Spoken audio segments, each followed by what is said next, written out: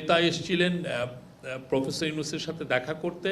তাদের আসলে মূল বক্তব্য ছিল তারা এই যে কিছু পরিস্থিতি উদ্ভব হয়েছে সে আলোকে দেশের পিস অ্যান্ড স্ট্যাবিলিটির ব্যাপারে জোর দিয়েছেন। তারা বিচার কাজ যাতে খুব দ্রুত হয়, যারা এই অন্যায় অত্যাচারের সাথে জড়িত ছিলেন তাদের বিচার কাজ যেন খুব দ্রুত হয় সেগুলোর জন্য বলেছেন। এবং বিএনপির অসংখ্য কর্মী, বিএনপি কেন অপোজিশনের অনেক অসংখ্য কর্মী আপনি জানেন তাদের বিরুদ্ধে প্রচুর মামলা ছিল। তারা বলেছেন প্রায় 1,25,000 মামলা, এবং সেই মামলার টার বিষয়ে তারা জানতে চেয়েছেন যে এটা খুব দ্রুত যাতে মামলাগুলো, যেহেতু এটা হয়রানিমূলক ছিল এবং এটা অনেক ক্ষেত্রে গায়েবী মামলা হয়েছিল, সেগুলো উজ্জ্ব করার কথা বলেছেন।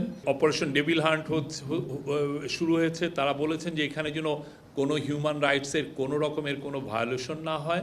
এবং চিফ অ্যাডভাইজারের তরফ থেকে বারবার বলা হয়েছে কোনোভাবেই হিউম্যান রাইটস ভায়োলেশন হতে দেওয়া হবে না।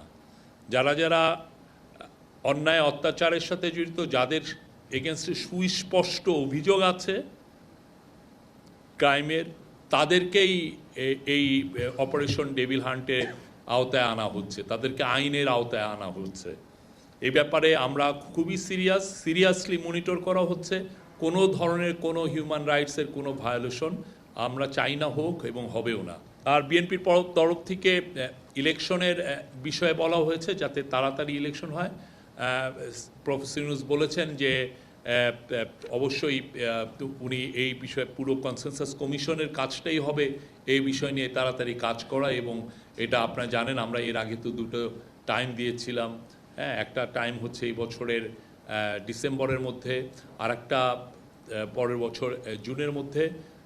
এখন এটা নিয়ে সামনে আপনারা আরও এই বিষয়ে আরও কিছু শুনতে পারবেন। আসিফ নজরুল বলেছেন যে খুব দ্রুত মুভ নেওয়া হচ্ছে যে এই গায়েবী মামলাগুলো কীভাবে যত তাড়াতাড়ি সম্ভব উইথড্র করার জন্য। এবং গায়েবী মামলার এটা ডিলে হওয়ার মূল কারণটা ছিল, উনি বলেছেন যে যারা পিপি ছিল, পাবলিক প্রসিকিউটর, সারা দেশে অনেকে পালিয়েছিলেন, ফলে এই কেসগুলো আসলে অতটা সে বিষয়ে মনিটর করা হয়নি। তবে খুব দ্রুত এই বিষয়ে আমরা আরও সুনির্দিষ্ট কিছু মুভ নিব।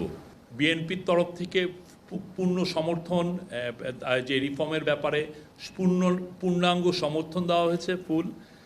তারা বলেছেন আপনারা রিফর্ম করবেন, এটা আমরা চাই, আমরা সব কমিশনের প্রস্তাবনা দিয়েছি, আমরা আপনাদের সাথে আছি।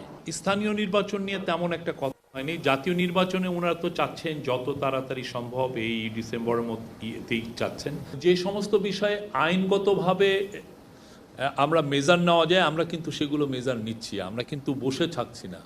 হ্যাঁ, সেটা যেই হোক।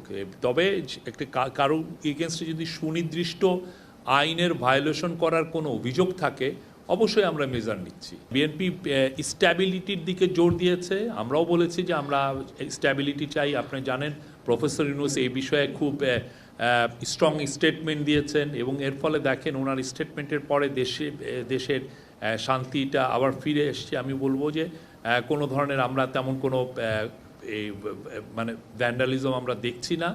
তো আমরা বলছি যে সিচুয়েশন ইজ নাও নর্মাল। কোনো মামলার কারণে কেউ হয়রানি হোক এটা আমরা চাই না। আমরা বারবার বলছি যাতে কেউ হয়রানিমূলক মামলা না করেন, এবং সেই বিষয়ে পুলিশকেও কিন্তু নির্দেশ দেওয়া হয়েছে যে যাদের বিরুদ্ধে মামলাগুলো হয়েছে সেগুলো যারা মনে করা হচ্ছে যে যাদের হয়রানিমূলক, সেটা যেন আমরা তাড়াতাড়ি ডিটেক্ট করি এবং সেই অনুযায়ী যেন ব্যবস্থাপত্র নেওয়া হয়। ইলেকশনের ডেটের আগেই তো প্রফেসর ইউনূস দুইটা ডেট দিয়েছিলেন, একটা হচ্ছে ডিসেম্বর আর একটা হচ্ছে জুন। এখন যদি সমস্ত পার্টি মিলে বলে যে না আমরা ডিসেম্বরেই চাই, তো সেক্ষেত্রে সেটা উনি তো বলেছেন, ওনার এমন না যে উনি একটা জায়গায় স্টিক করে আছেন যে না আমি জুনেই করব, এরকম তো আর উনি বলেন না। এটা হচ্ছে পলিটিক্যাল পার্টিগুলো কি এক্সপেকটেশন, তারা কি চায় সেটার উপরেই মূলত এটা